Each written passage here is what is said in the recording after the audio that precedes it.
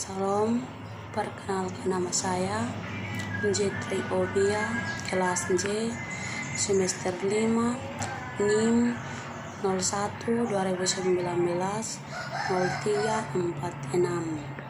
Saya mahasiswa dari Institut Agama Kristen Negeri Kupang atau biasa disebut IAKN Kupang. Dengan video kali ini saya memenuhi salah satu tugas ujian tengah semester, yaitu mata kuliah Pastoral Counseling.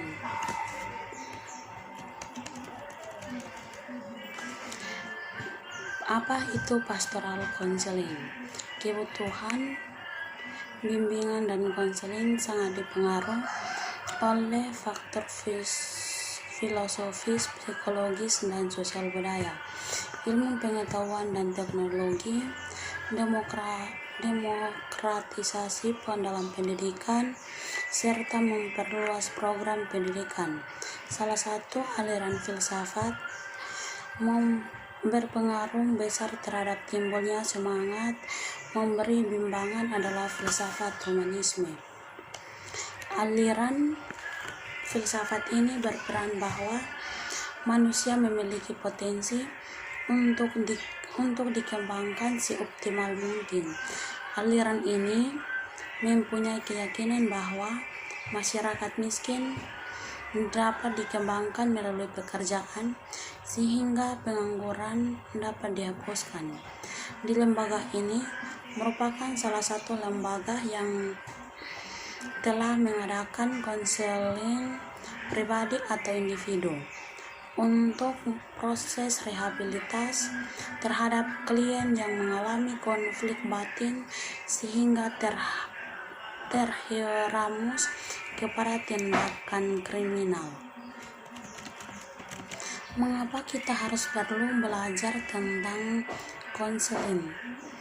Dalam konteks pelayanan Kristen dikenal dengan pendamping pastoral, yang salah satunya tugas adalah mendampingi orang-orang yang mengalami krisis dalam kehidupannya. Konseling ini sering disebut dengan konseling Kristen atau konseling pastoral.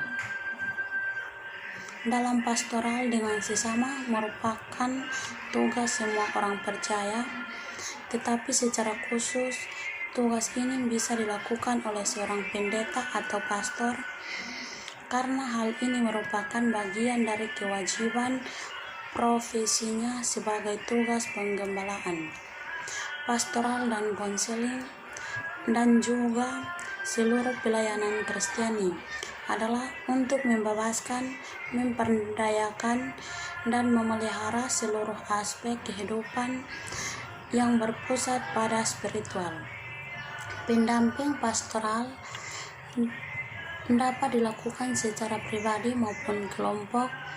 Dilihat dari kualitas pelayanan, pendampingan pastoral dapat terjadi secara pribadi maupun kelompok. Bentuk dasar pelayanan pastoral adalah percakapan.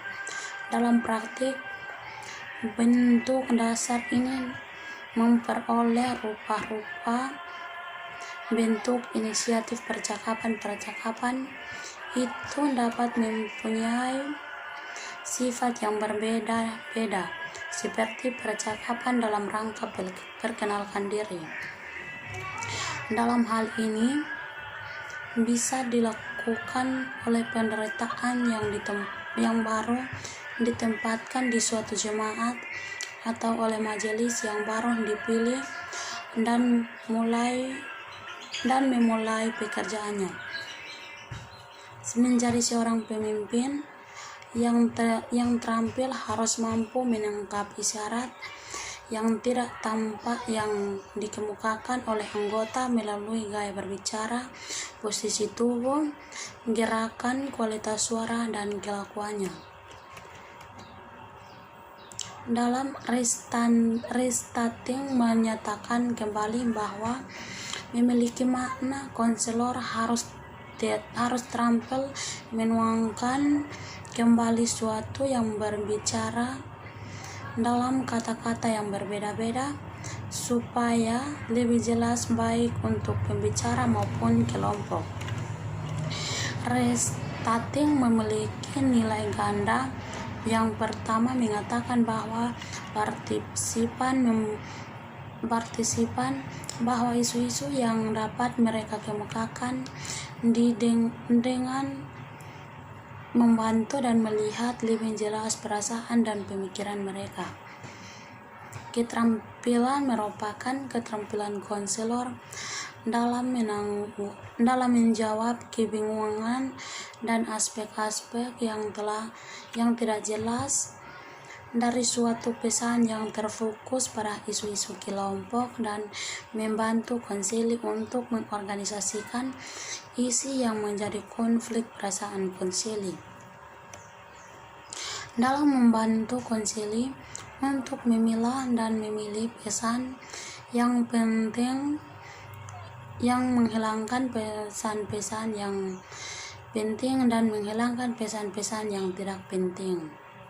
Keterampilan ini berguna terutama pada saat pergantian dalam satu topik ke topik yang lain. Konselor dapat menawarkan bantuan pada konseli untuk memberikan penjelasan tentang perilaku, perasaan, dan pemikiran konseling. Dengan menawarkan hipotesis tentatif tentang pola perilaku tertentu, menafsirkan bantuan individu untuk melihat perspektif dan alternatif yang baru. Keterampilan ini mendorong konseli untuk potensi-potensi yang dimilikinya dan memanfaatkannya secara optimal untuk